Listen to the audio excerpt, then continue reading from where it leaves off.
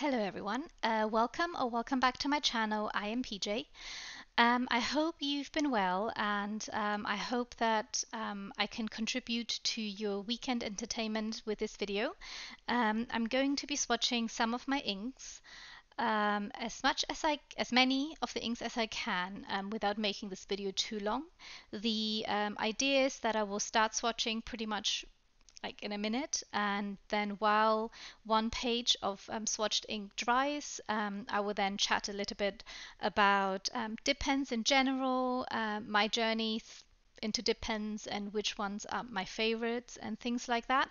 And I also would like to show you at the end and how I make these ink swatches, these ink dots, which I have now also started making smaller ones of, so I can use them as dot stickers for like bullet points or color coding something in my weekly spreads or daily spreads to coordinate with the ink that I'm using on the page, which I think is kind of quite neat. On this particular page is where I brain dump YouTube ideas. And I've been using these three colors to kind of indicate whether a video is just not just, but whether a video is a journal chat, or whether it is something that has that in which I show kind of DIY projects or kind of journal with me type of videos. And the last one, the red ones, are basically when the video is pretty relaxed and requires no concentration from you guys at all. So like the one that I had last week where I was sorting through my stickers, which, you know, it's just like an easy background noise sound kind of thing. So I have previously been using this Hobonichi Week supplement notebook for my inks, and pretty much outgrown it very quickly. So I thought it's definitely time for me to start something that has a bit more pages. And I don't know, I just feel like I want a little black book, so to speak, like an archive for all the inks that I might have owned or potentially swatched. And also another thing is that I don't only swatch inks in this booklet, or I haven't only just swatched inks in here. I also just swatch different pens that I have, like, you know, felt tip pens, markers, highlighters, and all those things. And I was actually thinking that if I have this book and once I start accumulating all the pens that I have and their swatches, that if I ever wanted to purchase another pen or like a fine liner or whatever, that I can bring this notebook and then I can swatch where it is allowed, right? In the shops when they allow you to, where they allow you to swatch your pens, when they provide you a piece of paper. And instead of doing that, I can just use my notebook and swatch straight into here. And, you know, have like more of a record of all the things that I have ever swatched, which I think is going to be amazing. Anyway, I hope it's going to be amazing. And while today I think, or while at the beginning when I first swatch out all my inks, it's going to look really neat. That's what I'm hoping. Um, I think eventually it might look a bit like this, so it's a bit more messier, which I think I quite enjoy as well. It's a bit more organic, like an organic growth to the pages. Um, Another thing that I was going to say straight up before we start is in this notebook I have swatched on the front and the back of a single page, but I think in this notebook I'm only going to swatch on one side of the page and not on the back. So I think I'll be swatching on the right hand side of each kind of double page, so there's no kind of ghosting and bleed through and uh, you know, basically for the ink on the other side to ruin the actual swatch of these Fika Uniballs, for example, which may or may not mean that I run out of space in here quickly, but I don't actually think so. There's like plenty of space in here. Okay, so before I get into these pens, I think I'm going to start swatching some inks just so we have time for it to dry before I turn another page. Yeah. Oh, another thing. So you might have seen pictures of this what do you call these? Page markers on my Instagram. I just used a postcard and made it into a dashboard that onto which eventually I will clip my currently inked pens. Um, okay, so something about how some comments on how how I've set this up. So these little notebooks come, uh, their pages come colored in four sections. So the first section here is a bit more kind of reddish. Then you have something that's more blue, and then something more green. And at the back, it looks a bit purplish or brownish. Um, so I kind of think I could use these sections as a rough guide to what color ink I'm going to swatch into them. Um, Obviously, because of these colors not being super definable, or I find, you know, it's very difficult for me to allocate the ink colors perfectly within these four color categories because originally I was going to swatch my brownings and my kind of reddish orangey inks together, but I think looking at the colors here, I will swatch my brown inks and my green inks in this kind of greenish section. Um, but I'm gonna start with my blue colored inks because I have quite a few of them. And if we have time, I will go into my reddish colored inks. So yeah, let's start. Most of my swatching I will be doing with this Kakimori brass nib. I'll go through all the other pens in a little bit, but mostly I'll be using this one today. And I've been asked on Instagram how I do my ink swatches so they are so round. I mean, they're not really round, you know, they're just a roundish blob. And I basically use this lid of like an ink sample bottle that I bought off the internet. And I find this works really well for me. I do need to caveat it by saying it is risky and it can get messy, and I hope I won't make a mess today, but it can get really messy if if you will see. Basically, if you don't get a seal between your ink bottle opening and the lid, then it goes everywhere. I really hope it's not going to happen today because that would just be not good. Okay, so which one do I? Um, I think initially I was thinking I could swatch these ink a little bit according to their intensity and color, but I think I won't bother because obviously, like I said before, I want the colors to kind of grow the ink swatches eventually to be quite organic and at what point I add a new ink. So there's no point in me trying to organize my existing inks in a neat order by saturation and stuff like that because it's going to be ruined anyway. I think the order within everything is that I will split my colors into these kind of four bigger categories according to the colored grid in the notebook. So let's just start with one of them. I also think today I'm not going to really be talking about the colors themselves. It's really just for me to start my swatch book.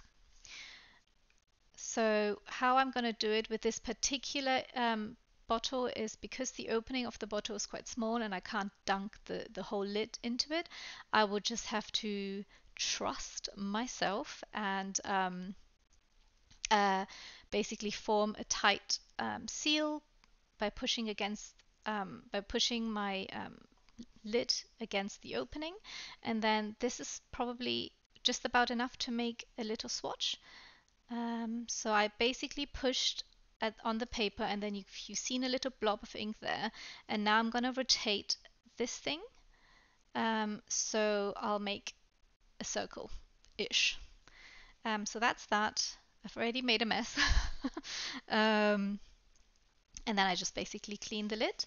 Most of the times, cleaning the lid with just slightly damp tissue is enough. Sometimes I have to dip the whole bottle cap into the water, but you know, you just go with the flow. Um, right, then with my Kakimori, I don't know why I'm telling that. I will, you basically dip the nib into the ink and then just write down what it is. So this one I'm going to be writing down as Diamine 2022 Inkvent. This thing is called Silent Night. This ink is called, not this thing. I'm sorry. Rude. And then usually when I do this, it's going to be boring for today because it's going to be a repetition all the time. It's going to be me writing down what nib I've used to write the sample. So I'm using the Kakimori brass nib. And I'm not really a professional in the sense of being super knowledgeable about inks. I just have opinions just because I'm a user of bottled inks. And because of that, I'm not going to make my swatch in any way technical. So I'm not going to do a, like a 5, 10, 20 second smudge test or things like that. I'm literally just going to do some swirls, do some lines, and leave it like that. So something like this. I mean, mostly when people do these, it's to test the nib rather than the ink. But it just looks nice, I think. And um, sometimes it's just about how it looks, really. So there we go. This is the first one swatched. Something else I wanted to mention is when I use dip pens, especially these slightly more expensive ones, I try to only dip the nib into the water rather than dipping the whole handle in, because just like with some paintbrushes, you don't want moisture to find its way between the joint of this kind of plastic holder bit and the wood, because that's just glued and it's not good for it to get wet or damp. Okay, so this one is done. I think what I will do is I will take all my colors out that need swatching and put the ones that I've swatched back in the box. Again, I'm not gonna have a particular rule. I'm so dirty already. There's no particular order and rule how I'm gonna swatch these blue inks. And yes, this one is arguably a bit more greenish, but I think it fits well enough in the blue, so I'm going to keep them in the blue. Okay, let's do another dark one. So let's stick with the Inkvent. This one is a shimmer ink. You can see the particles in here. They're kind of greenish bluish, very pretty. So I'm going to shake it a bit. This one is called Upon a Star. Sometimes what happens, which is I think how I might have gotten these smudges here, is with some of the inks that have a really strong, almost metallic looking that have almost metallic looking shading. When those ink dry, when those inks dry, they can become quite flaky. So like around the lid of your ink bottle, and those flakes, when you open the lid, the bottle lid will just rain down onto your paper, and when you then try to brush it away, it basically leaves an ink mark. So it's a bit annoying, and I found that out when I was, like writing a proper double spread in my Hobonichi, and it was really frustrating. So I'm trying to be careful. So here again, I hope you can see it. I put my lid down. Oh yeah, you can't really see it, and then twist it round and round and round. And so there we go. I'm not particularly hung up about whether it's like a perfect circle or not. It just has to be wet enough to show shading and, show the color.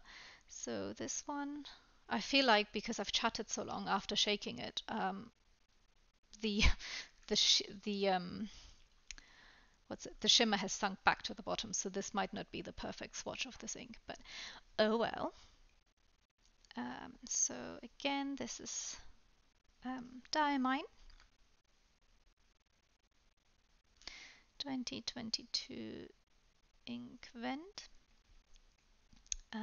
It's called Upon a Star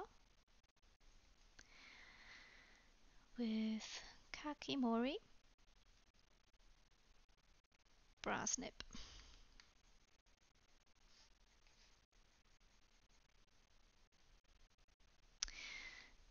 If you got this same advent, I would love to hear which of the colors are your favorites, because I definitely have a few.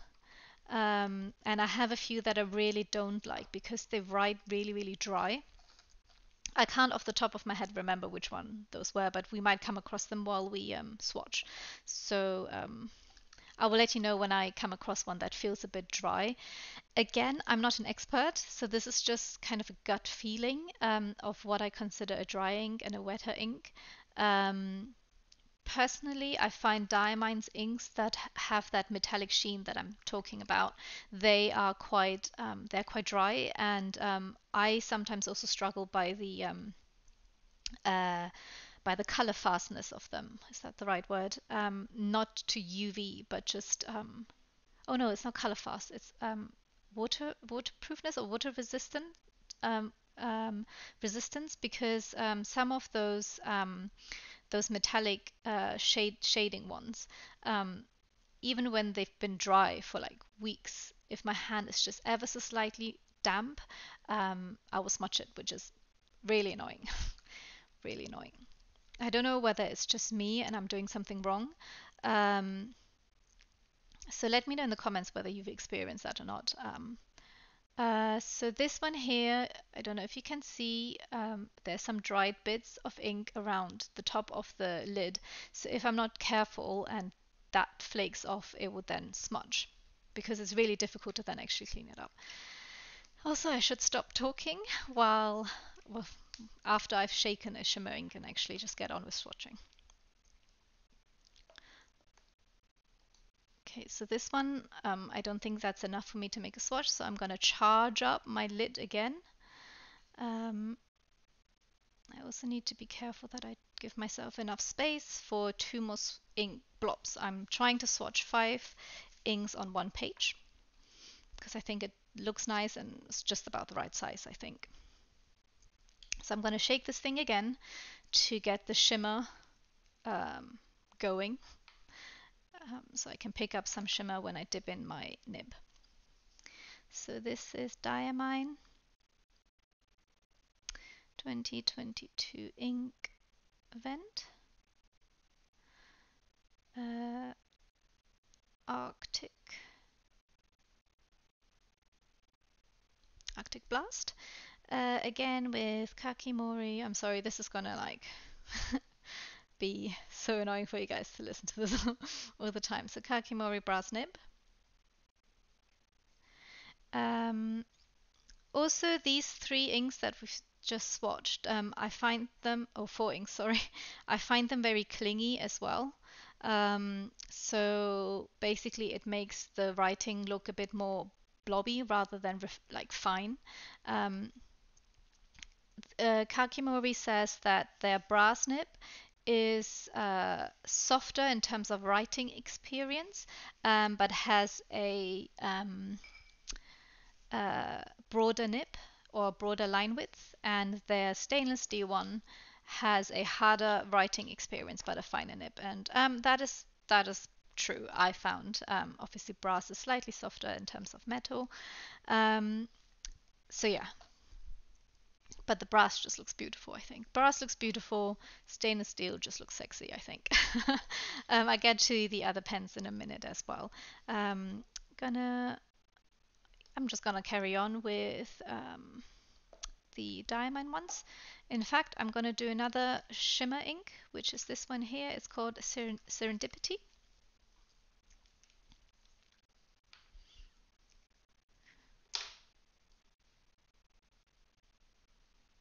Ooh, this one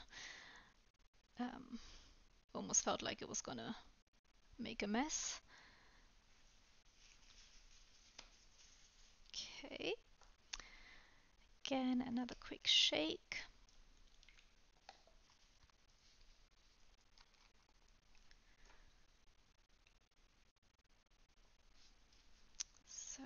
Diamine.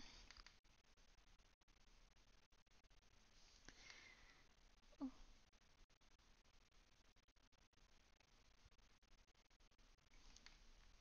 This one again feels very clingy. Um,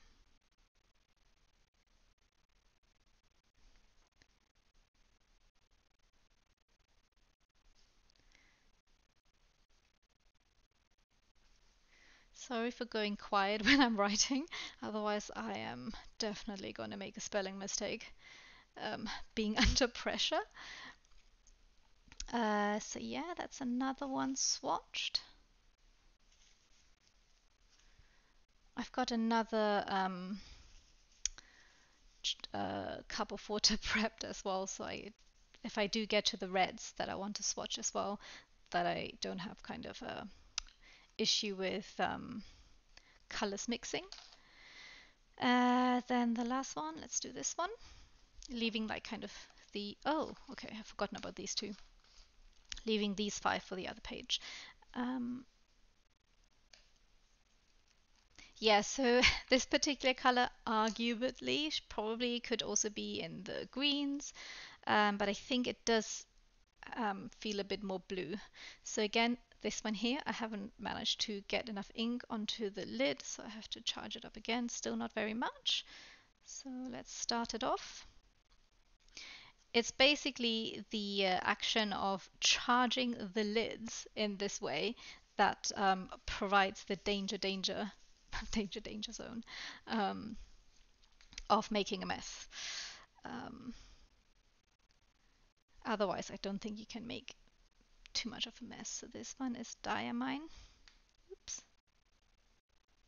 I don't know if this is visible to you. I will hold I'll hold this up in a minute. But to me, this ink doesn't cling as much as the top 4. So the writing feels ever so slightly finer in line width, but it potentially could also just be that the color is lighter and not as deep, and therefore the line just feels smaller, just because of the contrast between the white and the color. Okay, this one is called Bliss. Swatched with the Kakimori brass nib.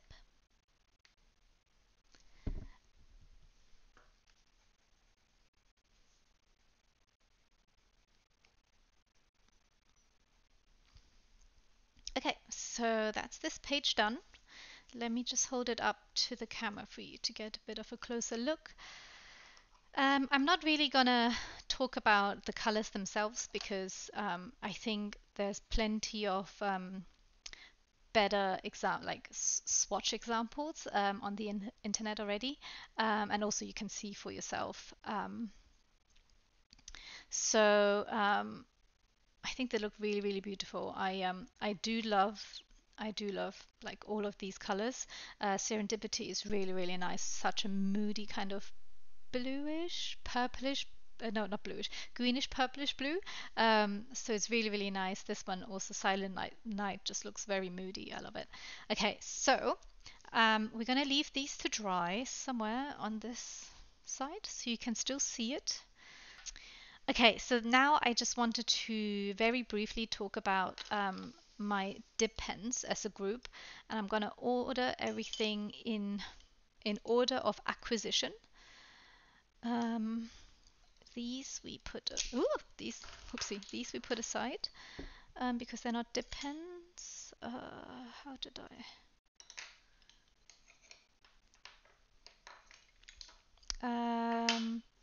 So these are in order of when I got them. These are all different types of dip pens. Um, I I would place them, so the Kakimori ones are pretty unique in terms of their design. I think they're a hybrid between your metal nib dip pens and your glass nib dip pens. The difference, I think visually you can see between the metal nib ones and glass dip pens is that your metal ones have a nib that is flat, that's been cut out of sheet metal and then worked into shape. and your glass dip pens have like more of a columnar, cylindrical shape for their nib, and in your glass pens, you have these grooves that have been pulled into the glass. So these grooves here that will hold the ink to allow you to write sentences with one action of dipping your nib into the ink. And then um, in your metal nibbed pens, what you need for the nib to hold ink are these little cutouts in the nib. That helps the ink flow into the very point that writes. And these cutouts allow ink to pool and be held by just tension. And you kind of need these cutouts to be able to write more than a few letters, which is why this beautiful example of the MD paper, I think it was 15th or 5th anniversary. I can't remember. It was basically a anniversary release, I think last year or the year before. And the pen is beautiful. The holder is very beautiful, but the nib is, for me, utterly useless. You cannot write more than a few words with it without having to dip the pen into the ink again. So you really want to have a nib that can hold a little bit of ink on that point. So this here is another example of a very classic calligraphy nib, and you can see at the back it has this little piece of metal attached to the actual nib, which this one doesn't. And this little contraption here is called an ink reserve.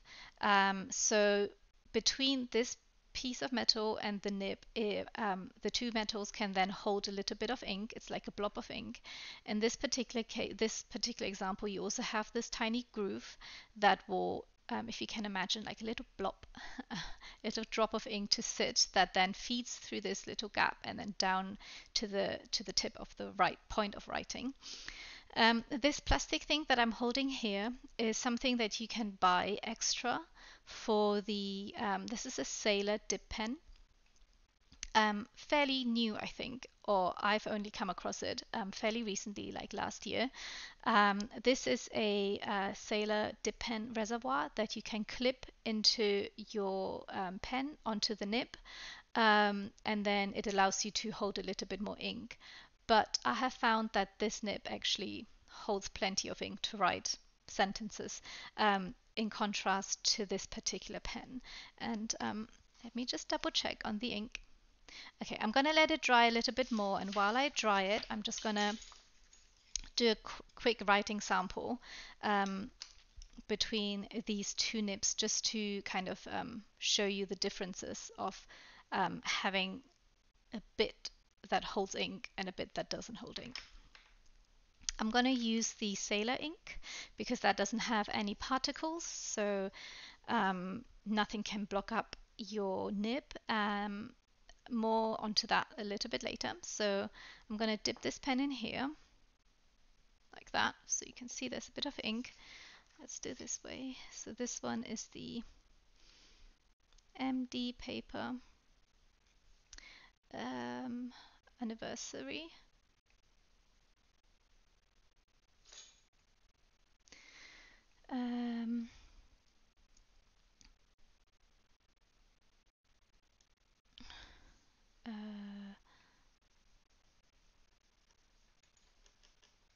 So that's this pen. So you can write a few words, but not very many. If I dip the Sailor one in, oh gosh, you can see how much ink it has picked up. I'm actually having to get rid of some. So this is the Sailor. Also, the Sailor writes a lot finer. This is the fine nib from the collection. You can get fine, medium, broad, stub, and Fude. Sailor dip pen.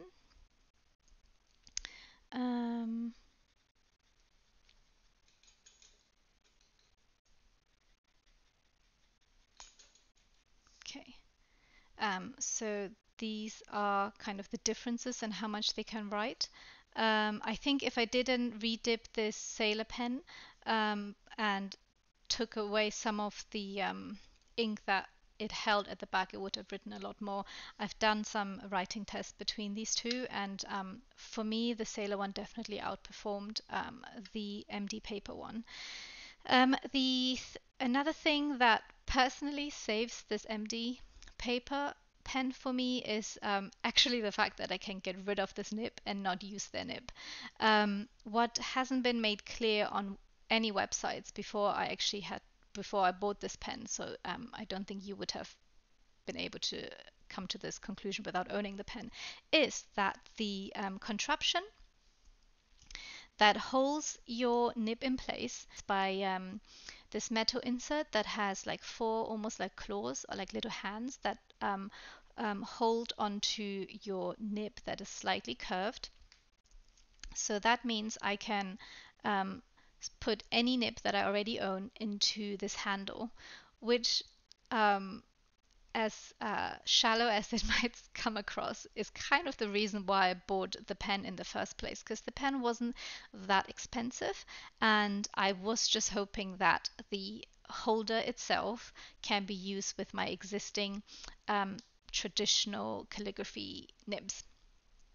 Not to be fair that I have done it because then I invested in the Kakimori, and that's kind of like a bit of a game changer. More to that in a minute. So that's that. Another thing that is a minus point for the MD paper pen is that the holder is made out of 50% paper and 50% resin. So 50% I believe their own paper, which is why it has this kind of yellowish creamy color to it, and plastic basically. And due to the materiality of this, the pen the holder itself is porous, and if you're not careful, ooh, it's not really focusing, you will get stains super easily onto this holder, and then you can't get it out. So I can see loads of little bits of ink that this one just now I've put on. But you know, it has kind of like its own beauty as well, because you know, the more you use it, the more paint splashes you will get or ink blobs you will get, and that's kind of quite beautiful. A little bit like painters and their brushes that always get dirty inevitably. Um, so as much as I dislike this nib, finding that it doesn't hold ink as well, um, I I'm not disappointed that I have it, because it is kind of a beautiful object to own anyway. So that's that. And then um, I think I'm going to swatch a bit more ink, and then hopefully I will pick up my train of thought of where I've left it, and then talk a bit more about dip pens and the different ones that I own. Okay, so back to this. Ooh, back to this little swatch book. Leave this here. Kakimori pen. Put this thing back in here. Okay, right. Let me just double check it's dry.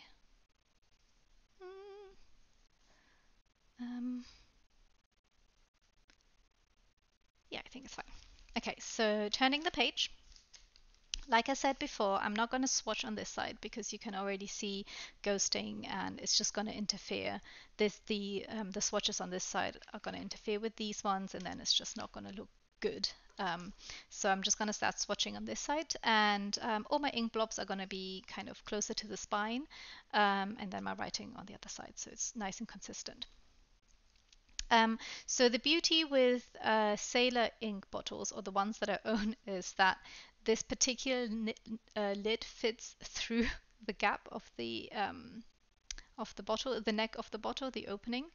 So getting a swatch of ink or blob of ink on the lid is really easy. So and again, so I drop it, push the lid against the paper, and then I can see a blob of ink, and then I twist clockwise or counterclockwise to distribute that blob of ink across a circular shape. And that's how I basically end up having something circular. This here. So this is the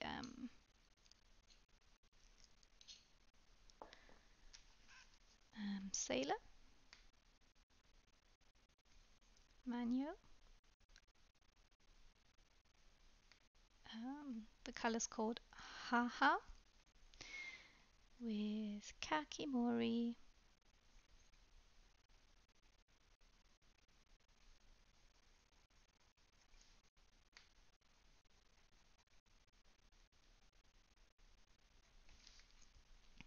I think maybe I will change my the line swatch to a slightly more broader line width in my next one. I will see if I can do that.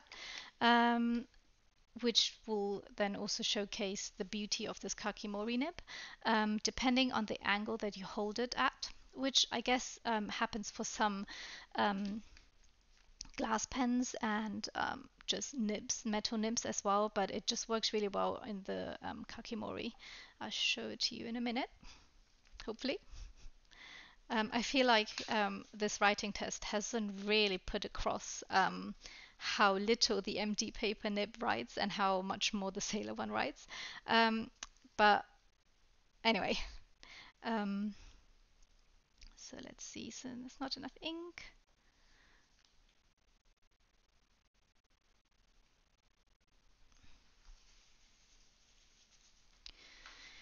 Okay, so this is one more sleep.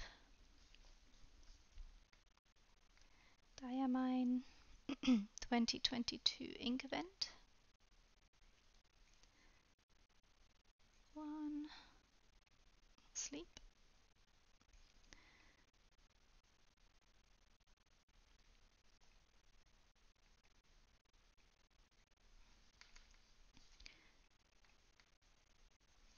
I think I might dip the pen again just so I definitely have enough ink. If I flatten out the angle of the nib, it just gives a much broader stroke or line. That's quite nice. Actually, yeah, I prefer that more if I have a bit more of a blob at that line test section here, rather than just crosses. Okay, so these two are done. Ghost is one of my favorites of the Inkvent. It's such a beautiful color. Also a very beautiful name, so there's definitely not enough. Oh, I don't know if you've seen it. It spit a little bit. So now I have a little dodgy blob on here. What I have learned is that when you dribble ink, it's best just to leave it to dry in the circular formation that it has made itself rather than trying to wipe it off, because by wiping it off you just make a smudge, which seems such a logic thing to do, or like not to do, but it's taking me ages to stop my instinct from wanting to wipe something away, or even just to dab it away with tissue. It doesn't look as good as just to let it dry how it wants to dry. I don't know if that makes sense. So Diamine 2022 Inkvent. So this one, I just think it's beautiful. It's kind of like a grayish blue, but it has a bit of green to it, so it's really nice. Ghost. Kakimori.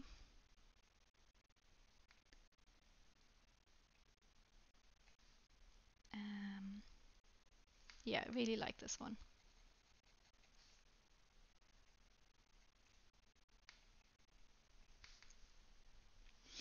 Okay, two more for the blues.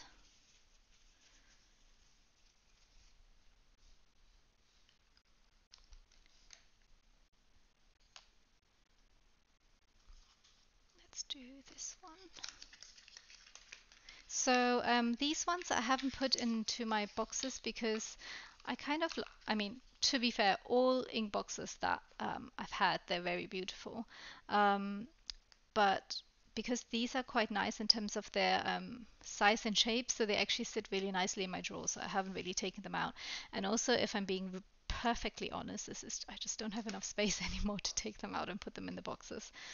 And in my drawer where I store these crates or the plastic boxes, I only have space for like one level of boxes. So yeah, I'm basically at capacity almost. So um, oh, okay. So I think with these ones are the biggest problematic ones for my way of ink swatching because this lid of my swatching stamp is just a bit too big to go in, but not big enough to form a super tight seal on the opening of the bottle. So it's always super risky. So what I'm gonna do is I am going to put paper on here and then do my kind of picking up of ink over this, so if it does make a mess, it's not going to go too far. As you can see, it has made a mess, but we will just go with it and hope for the best. So this is quite a pale ink. There is, I really want to put a bit more color in. So there you go. Picked up another drop of ink and then let the drop release itself from this stamp and then so it makes a bit more of a puddle here to give me an idea of the shading color. I'm not gonna even attempt to pronounce this name. No, I'm not. um, but I also think this is a really beautiful color. So this is Wearingeul ink called TSUKUYOMI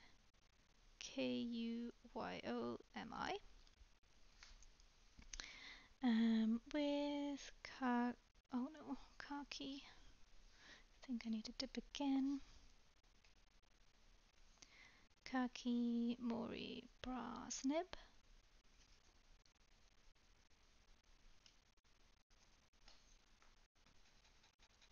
I think the reason why I bought this ink is because I wanted a ink that almost looks a little bit like like a pencil line when you write with it. I haven't quite found the right one that I feel looks close enough because this one is a bit more purple than just grey. So it has, I think, too much blue in it for it to look like graphite. I'm very pleased that I didn't make a huge splash on my desk. This one is still slowly drying, that little smudge dribble. Get the last one of my blues. Wish me luck. This one is a really dark one. It's a really beautiful color. It's what you will see in a minute. It's blue and with really dark red shading. And the shading looks a bit metallic, and you can see it around the neck of the bottle, this kind of reddishness. Again, these are the inks that can make a lot of mess when you open the lid and then the dried ink falls onto the paper. This is definitely going to make a mess. Don't know if you've seen, but it's just gone everywhere.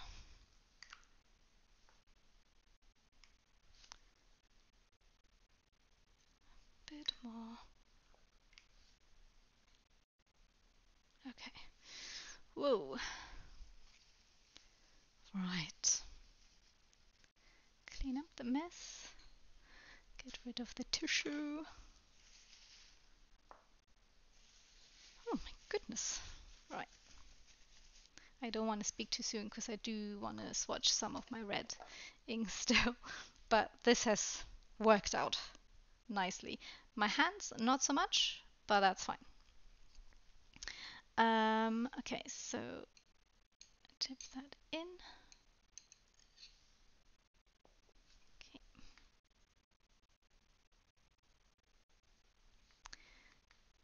This one is called Phantom of the Opera.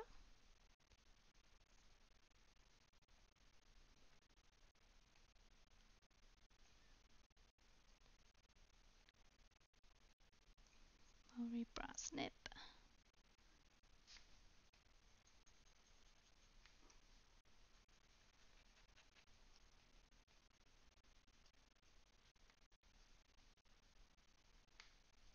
Okay, a bit messy, but all right. So making sure this is clean. All right, okay. So the second page of my blue inks. Um, we'll let them dry first before I do a show and tell. And let's go to, oh, what was I gonna? Maybe I can do a very amateurish line test for you guys for the two different Kakimori nibs. That might be quite interesting. I'm gonna use the Sailor one again, so we can keep the ink color consistent. So this is Kakimori, the brass nib. Oops. Oh, there you go. I must say, this is probably really not going to come out very well because I am not doing it too properly. This is Kakimori steel nib. Um, I can tell the difference because I can feel the difference in how they write, and I think you can tell that the line width of the stainless steel nib is a little bit finer, especially at the beginning on the case. Um, but it's really difficult, I guess, to for you guys to experience the writing experience of then the difference that the stainless steel one is a bit harder, it's just not as soft, and this one is a bit softer. Not that either of these nibs will give way or can be deformed as such by writing. Maybe if you drop them, but not just by normal writing and normal pressure that you push down with. Um, so personally, I really, really like the Kakimori pens. I think they are a great alternative to a glass pen if you liked, or if it's this kind of columnar design that you like, and especially the nib that is kind of like a 3D shape rather than a sheet metal shape. And I think they are personally, I think they're better than glass pens because of I think, not that I have tested many of the same nibs, but the consistency of nib width is going to be easier to achieve. Actually, I don't think that's true. Sorry, maybe I need to take that back because I think with glass pens, especially the better made ones, they do give you different line widths, so it is definitely achievable. So I'll take that back. But I think just the fragility of glass pens definitely is a big minus for them. And I think if I wanted to invest in one dip pen that I can use for like forever, um, if I had the willpower of not to get influenced ever again, I would go for a Kakimori one, and I would. I think it doesn't matter which one out of these two you pick. I think in terms of being able to do a job well, both of them are fine. If you don't like discoloration, don't go for the brass one. If you want a consistently finer line, go for the steel one. Otherwise, I would say just pick it by how they look, which is why initially I first bought I first got this brass one because I just liked that it looked so luxurious, I guess. But because I really enjoyed it, I eventually went and bought the stainless steel one. Actually, I'm not too sure it's stainless steel, but it is steel, and I love it for the reason that it's much more modern, urban, and just kind of quite sleek and sexy. So yeah, and then um, what what was I think? Oh, okay. So then to the glass nibs that I have.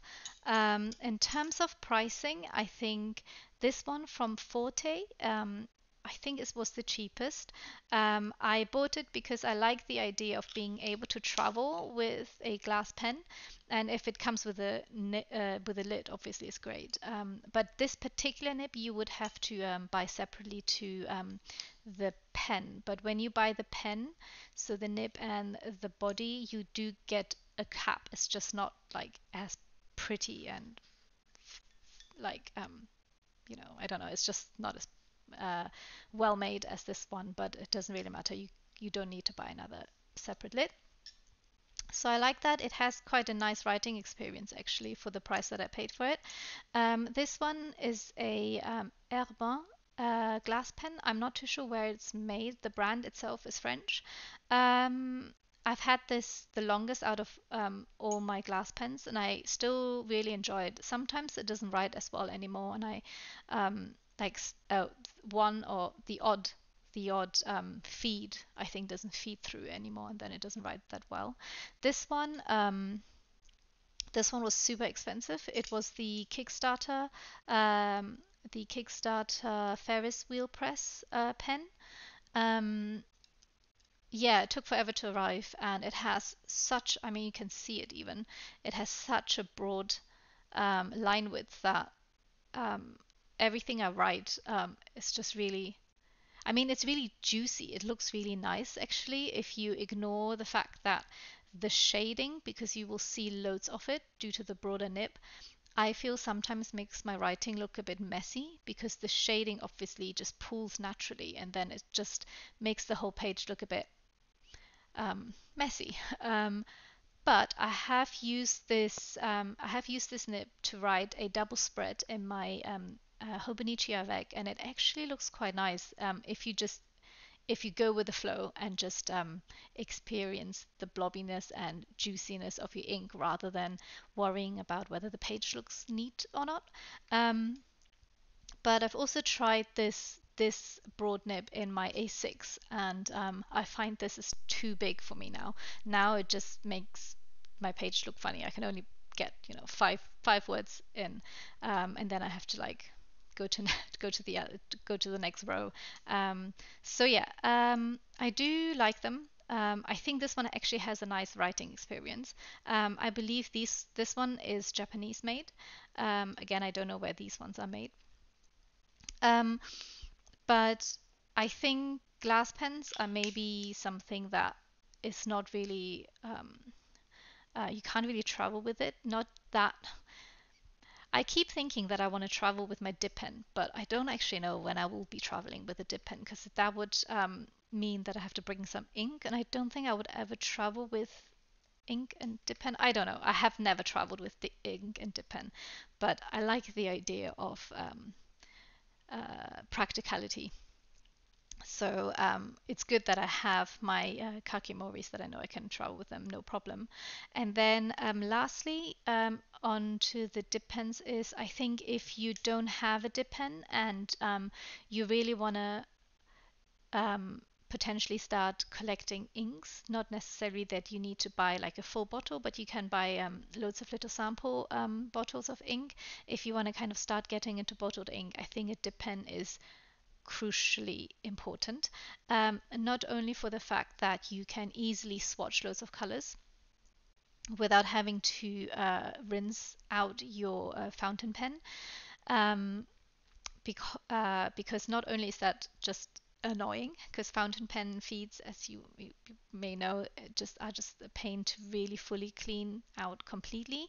Um, but also, if you use a fountain pen, you obviously will then use up more ink, um, just because the nib, even if you're just dipping in the nib will hold more ink than your than your dip pen would hold, because of how they're constructed. So a bit of wastage of ink. And another thing is if you especially like shimmer ink, I would definitely recommend you to use the shimmer ink with a dip pen. That just ensures that you don't clog up your fountain pen feeds.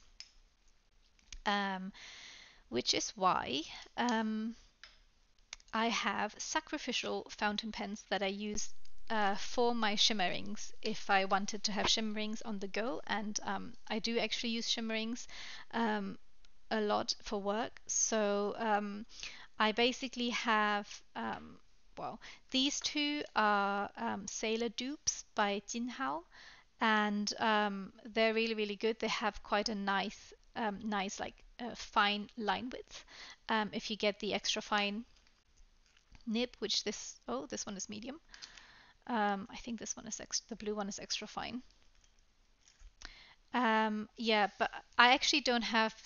Sorry, I'm jumping a little bit. I actually don't have shimmering in this blue one. This blue one is actually holds this particular ink, so the Sailor one. Just I like my inks to match my pens as close as they can possibly do. This one here does have shimmer ink, and you can see, oh, every time I turn, you can see the shimmer moving. And the fact that you can see the shimmer moving and see the shimmer concentrated in different places, like for example here in the feed, you can see the shimmer a little bit, just by the fact that you can see it and the fact that it is a particle suspended in your liquid, it is also very likely to clog up your feeds. And in my Lamy, for example, I have cleaned up this particular pen, or I've cleaned this particular pen as much as I could without taking things apart, and you can still see the previous shimmer ink particle in the feed, and it's just not coming out.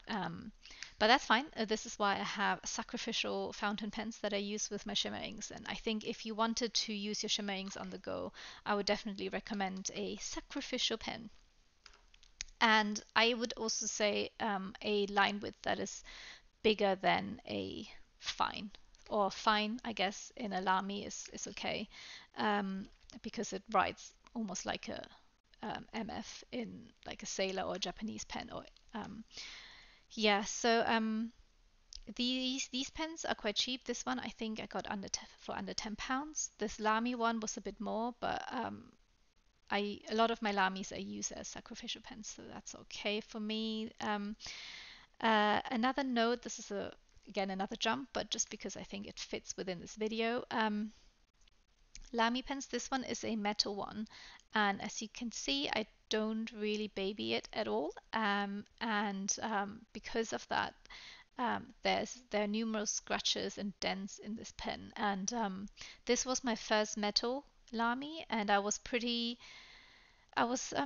I don't know, I was disappointed that it scratched up so easily because it didn't take long for it to get like this. Um, so I was sad to see that the color of these pens don't go like through the entire metal, but it's just like a coating.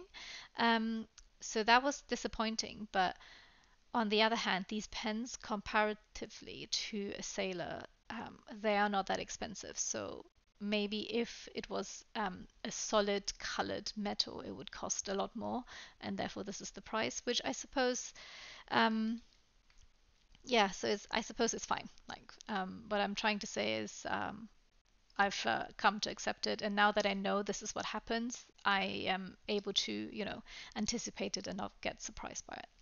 So that's that.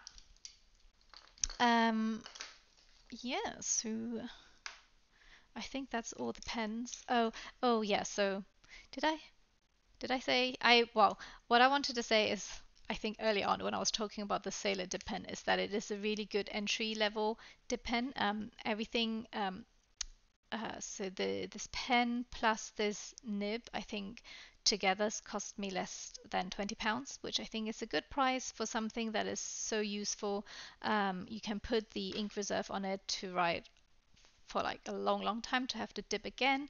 And the fact that this nib comes out and you can buy replacement nibs for or nibs of different widths, and also being able to store the nib like this for travel or just storage is I think super efficient and useful for if you just want to dip your toes into bottled ink and dip pens and not wanting to spend loads. And I think the next one up for me would be a Kakimori. I would forgo my glass pens, maybe because I haven't experienced a glass pen that has a fine nib. Um, but I just think they feel too fragile for me. And these two, I just wouldn't worry at all for them to get damaged. So yeah, so that's my 2 cents on dip pens. And I just realized this still hasn't dried. So I think I might then just leave it and maybe won't swatch the. Oh my god, yes, it's been an hour. Yes, I won't swatch the red ones anymore because that would just be too long and you'll be sleeping or have checked out ages ago. So if you're still here, thank you very much. I'm now just gonna quickly show you